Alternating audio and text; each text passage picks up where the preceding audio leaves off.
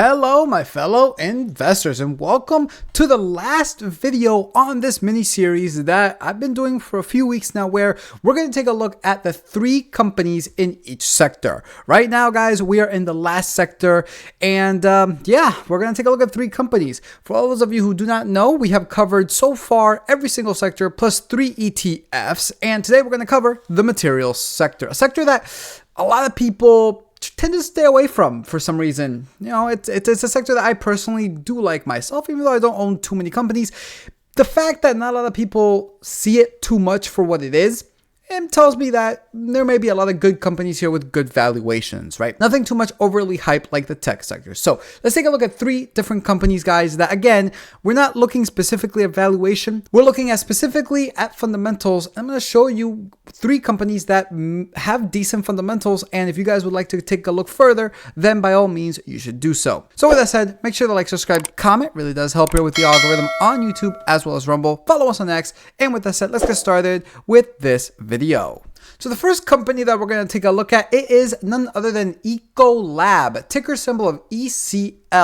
And well, I gotta say, don't really know what this one does. So let's take a look at really quickly their company profile. So we got over here, Ecolab provides water, hygiene, and infection prevention solutions and services in the United States and internationally. The company operates through three segments: global industrials, global institutional and specialty, and global healthcare and life sciences. The global industrial segment offers water treatment and process applications and cleaning and sanitization solutions to manufacturing, food and beverage processing, transportation, chemical, metals and mining, power generation, pulp and paper, commercial laundry, petroleum, refining, and petrochemical industries. That was just on one of their three segments. Pretty much, guys, they make certain chemicals in order to make things more hygienic, as we just read. And as you guys can see over here, the industry is specialty chemicals. Looking at this graph on the 1 year, we can see that they are up 39.89%. Year to date, they're up 12.66%. 52-week range of 153.87 on the low to a high of 227.27, and we can see that this is near all-time highs, or at least 52-week highs. If we see all-time highs, though, I think we are pretty much almost there. I believe all-time highs is around the 235 mark as of December 29, 2021. All in all, though, 52-week high, again, from a valuation perspective, may not be one to buy, but from their fundamentals, it actually may not look too bad. They do pay the dividend of $2.28 per share on an annual basis, which is a yield of 1.02%, pay ratio of 41.46, a 5-year CAGR of 5.03, 31 consecutive years dividend payment. They are a dividend aristocrat. And their ex-dividend date is actually coming up on March 18th. Payout date will be on April 15th, and they pay their dividends quarterly. Looking at some fundamentals, starting with the net income, we can see that this is all right looking. Most of these companies in this kind of sector, for some reason, it's not majorly increasing like you would see in like a tech company or even the communications company, but it is still a fairly good looking graph, up 14% year over year. Of course, 4 years ago was COVID, so that's perfectly explainable. The free cash flow also looks really good as well, gaining around 53% on the 10-year. The revenue is looking a little bit flat, but it is still increasing at 7.3% on the 10-year. Their assets minus the liabilities is also looking fairly decent, still in the positive on average assets minus average total liabilities at $7.5 billion. Their cash flow minus the liabilities is actually remaining around the same area, with on average being at around like the negative 11 billion, which is the average for the past 10 years, a negative $11.3 billion. And something that came as a surprise was the fact that they are actually buying back shares. Not all the time, there are some instances where they do issue, but that just proves to me that they issue when they have to issue and they buy back when they buy back. It's not just buying back for no reason or issuing for no reason. I do like this, and this is a buyback on the 10-year of 4.83%. So all in all, Ecolab may be a company that you guys may want to take a look further into. Again, it's one that, as long as we have all of those industries that they just mentioned in their one segment, as long as we have those industries, this company isn't going to go away, and it'll always be something that will be needed for pretty much the existence of humanity, as long as people keep innovating and creating more and more industries that require more and more cleanup. So with that, let's now move into the second company, and that is The company Martin Marietta. Now, this company is one that, honestly, I have never even looked at before, but they're in a really, really important industry, especially nowadays. So we're going to take a look at this right now in their company profile, see what in the world they do. So we got Martin Marietta, a natural resource-based building materials company, supplies aggregates and heavy-side building materials to the construction industry in the United States and internationally. It offers crushed stone, sand, gravel products, ready-mix concrete and asphalt, paving products and services, and Portland and specialty cement for use of infrastructure projects and non-residential and residential construction markets, as well as in the railroads, agricultural, utility, and environmental industries. I gotta say, right off the bat, this one is one that they got their hands on a lot of things. And I gotta be honest with you, this may be one I do a full-blown analysis in because, seriously, that is something that, again, we will always need. There's never going to be a time where any one of those products is going to be in low demand. We're always going to need that. So a company that, honestly, I'm very interested in to look further. And you guys can see they're in the industry in the construction materials. Now, looking at their graph on the 1 year, they're up 64.26%. Year to date, they're up 19.63%. Once again, they are near 52-week highs, a low of almost 318 and a high of 617. Look at this, guys. Again, we don't know valuation, but just from a dollar perspective, this is very, very expensive. $5.96 a share, and they fell down on Friday 2.5%. So yeah, this is already looking like a really interesting company right off the bat. And of course, they do pay out a dividend of $2.96 per share annually, which is a yield of, well, 0.5%. A payout ratio of 14.52, 8.9 5-year CAGR with 8 consecutive years of dividend payment. Ex-dividend date unfortunately passed as of March 1st. Payout date will be on March 28th, and they pay their dividends quarterly. Looking at these fundamentals, starting with net income, this looks absolutely insane. You guys can see that net income very nicely rising with a little bit outliers here 7 years ago. All in all, though, this is an increase of 651% on the 10-year. The free cash flow looks very, very similar. Again, we have a little bit of outliers here, especially 5 years ago. You see a massive jump, a drop 2 years ago, but it essentially continued as of 1 year ago. This is an overall gain, though, on the free cash flow of 550%. And the revenue looks almost perfect. And by that, I mean that trend line hits those graphs almost every single time. But for all intents and purposes, this is a near perfect revenue. So you guys can see, nice straight increasing. And on the 10-year, this is an increase of 153%. And the total assets minus the total liabilities looks very, very similar to that of the revenue. Nice, consistently increasing. Well, not consistently. They did have a downturn 10 to 9 years ago, but all in all, it's still very nicely increasing.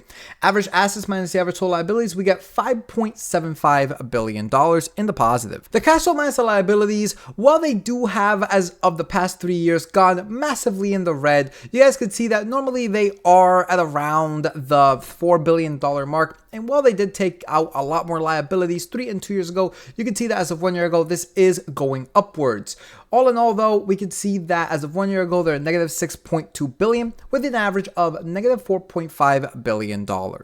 And when it comes to the shares outstanding, they do buy back shares, but they also increase it when they have to, as we can see right over here 4 to 3 years ago. That is a very, very tiny increase, but all in all, it is still on the downtrend, which is something that I do like to see. However, seeing that their share price is at 52-week highs, I would not be surprised if they actually begin to issue shares a little bit here and there, which is perfectly understandable. This is still a massive buyback on the 10-year of 8.2%. And that pretty much does it for Martin Marietta. I gotta say, this was one that I may want to do more research on because I want to see if they're a fair value. Honestly, that kind of industry is something I do like. Concrete and cement is a really, really overlooked industry. I'm serious. So maybe one that I may want to look further into, possibly this week, honestly.